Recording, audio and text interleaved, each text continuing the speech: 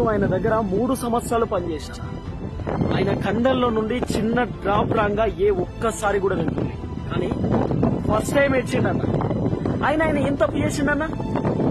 ఈ తెలంగాణ రాష్ట్రంలో అరాచకాలు జరుగుతూ ఉంటే, కేసీఆర్ అనేటటువంటి నియంత ఈ తెలంగాణ ప్రజల హక్కులను దోచుకుంటా ఉంటే, చిన్న చిన్న పిల్లలు ఉన్నారన్నా, వాళ్ళని పట్టించుకోకుండా నాకు ప్రజలు కావాలని చెప్పి ఫ్యామిలీని దూరం పెట్టి మీకోసం పోరాటం చేస్తూ 74 రోజులు చెంచల్గూడ జైల్లో, 30 రోజులు చెర్లపల్లి జైల్లో మీకోసమే పోయింది కదా అన్న. అంటే ఆయనే మీకోసం పోరాటం చేస్తే మంచోడు, మీకోసం జైళ్ల పాలైతే మంచోడు, మీకోసం జీవితాంతం పోరాటం చేస్తూ ఉంటే ఆయన మంచోడు. నేనేం చేయబోతున్నా చెప్తా ఉన్నా. ఈ కాంగ్రెస్ పార్టీ ప్రజలకు ఏ హామీలు ఇచ్చిందో అమలు చేయించిన రోజు రాజీనామా చేస్తా అని చెప్తా ఉన్నా. నేను నియంత కేసీఆర్ ప్రభుత్వంలో తీన్మార్ మల్లన్న అనేటటువంటి ఒక సామాన్యుడు, ఒక ప్రశ్నించే గొంతుక